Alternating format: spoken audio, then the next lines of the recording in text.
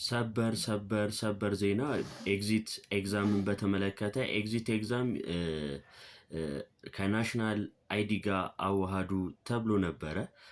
አብዛኞቻችሁ ያዋሃዳችሁም አላችሁ፣ ያገናኛችሁ አላችሁ። አይደንቲፊኬሽን ቨሪፊኬሽን እምቢ ያላችሁም አላችሁ። ለእናንተ መፍትሄ የተባለው ነገር አሁን ላይ ኦቲፒ ካልደረሳችሁ አቅራቢያችሁ በሚገኝ የፋይዳ አገልግሎት ሰጪ ተቋም በመሄድ ኦቲፒ ማግኘት ትችላላችሁ። ስልክ የቀየራችሁም በተመሳሳይ አድራሻ ይሄ የፋይዳ አገልግሎት የሚሰጥበት አካባቢ በመሄድ ማግኘት ትችላላችሁ። ሌላኛው ደግሞ 9779 ላይ በመደወል ማስተካከል ወይም ደግሞ ድጋፍ ማግኘት የምትችሉ መሆኑን ትምህርት ሚኒስቴር አሳውቋል።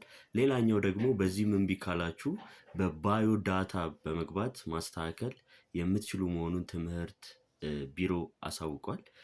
ሌላኛው ደግሞ በእነዚህም በሁለቱም ሜቶዶች ካልተስተካከለላችሁ ደግሞ የትምህርት ተቋማችሁ ጋር በመሄድ ማስተካከል የምትችሉ መሆኑን ትምህርት ሚኒስቴር ገልጿል። ካሁኑ ማዋሃድ ይጠበቅባችኋል። ችግር ካጋጠማችሁ ኮሜንት ላይ ጠይቁኝ። እንደዚህ አይነት ኢንፎርሜሽን እንዲደርሷችሁ ላይክ፣ ፎሎ፣ ሼር ማድረጋችሁን እንዳረሱ። መልካም የትምህርት ዘመን ይሆንላችሁ።